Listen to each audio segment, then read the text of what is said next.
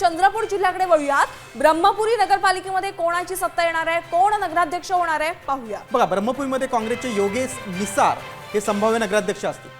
ब्रह्मपुरीमधलं आपण चित्र बघतोय, कुणाची सत्ता येणार आहे तर काँग्रेसचे 17 नगरसेवक निवडून येतील आणि संभाव्य सत्ता ही काँग्रेसकडे जाईल असा अंदाज आहे। नक्कीच, आणि यावरून आमचे प्रतिनिधी राहुल मैदा यांनी काय अंदाज वर्तवलेला आहे पाहूया।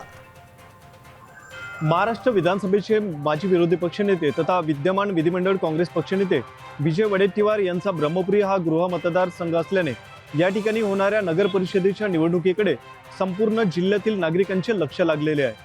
ब्रह्मपुरी नगर परिषदेमध्ये नगराध्यक्ष पदासह नगरसेवक पदाच्या एकूण 23 जागांसाठी निवडणूक होऊ घातलेली आहे। यामध्ये विविध राजकीय पक्षांचे उमेदवार निवडणुकीच्या रिंगणात उभे आहेत।